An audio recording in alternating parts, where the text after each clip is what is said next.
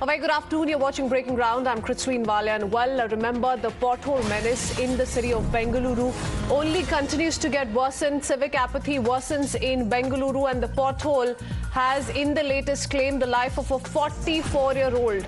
We broke down those details yesterday. Times Now has now accessed the video proof of the killer pothole. So yes, that's the story that we're tracking. The infamous potholes in Bengaluru have claimed yet another life in a tragic incident, this time that of a 44-year-old man who was on his way to work. After having undergoing treatment, he finally lost his life to the killer pothole, and that's the CCTV visual of the unfortunate incident that you can see, viewers. Let me go across to Deepak joining us with more details. Now, Deepak, this has been an issue that several residents of Bengaluru have raised time and again. We've seen, one after the other, innocent lives being lost to these killer potholes. What is being done on ground? How is it that the state, the civic administration, everyone gets to go away with this?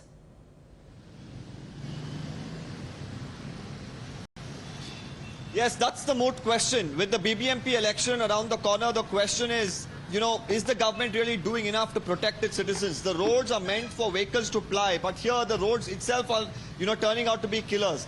Every few weeks or, months once, we hear of stories where, people are severely injured or even losing their lives because of the poor condition of the roads. The High Court of Karnataka has time and again pulled up the BBMP that, well, there are potholes in the city that need to be fixed. There are assurances that are given on camera by the politicians, by the officials at the BBMP. Assurances are given by the lawyers in the court. But what about the loss of lives that's taking place? And this is, video proof at this point in time that Times Now has accessed, which shows, he's commuting on this particular stretch of the road near Sumkatkatte. You can see that patch, a pothole there that now has been covered, and that was a shoddy has been done to cover it up with just mud and stone. And he comes in contact with it, loses control, he falls down. The people there rush him towards a government hospital, after which the family suggested he'd be taken to a private hospital. After being given a high amount of care too, they couldn't save his life. Now the family, of course, has expressed great concern over this particular incident.